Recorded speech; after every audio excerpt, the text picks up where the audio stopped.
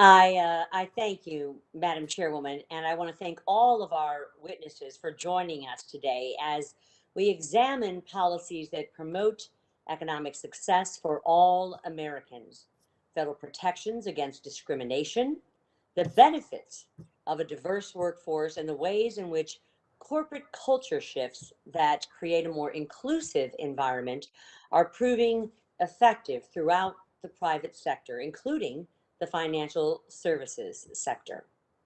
Research shows that companies with more diverse workforces outperform their less diverse competitors.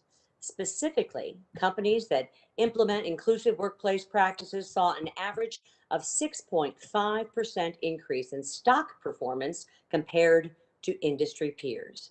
Additionally, inclusive companies are able to better attract talented candidates and retain their workforce. A 2017 study by Deloitte found that 80% of respondents said that workplace inclusion was an important factor when choosing an employer, and the business community has taken notice. In this subcommittee, we have discussed ways that a business can improve retention and develop a more inclusive workplace.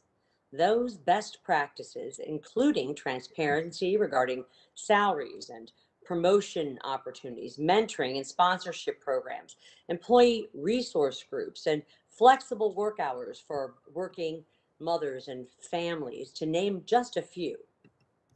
I believe that every American should have equal access to economic opportunities, and I look forward to hearing from today's witnesses. I'd now like to take this opportunity to yield 1 minute to my friend and colleague from North Carolina, the ranking member of the Financial Services Committee, Mr. Patrick McHenry.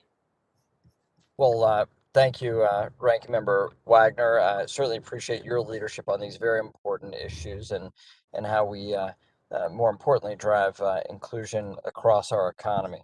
Um, the promise of the American dream is that if you work hard and you play by the rules, you can achieve success.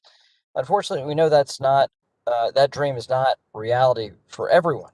And where we find barriers to economic inclusion, we must knock them down. Where we find discrimination, we must eliminate it. Every American deserves access to the opportunities, tools, and services that can make the American dream a reality. I want to thank our witnesses for being here, and I thank the ranking member for yielding. I want to thank the chair for holding the hearing, and I yield back. I thank you. I thank the ranking member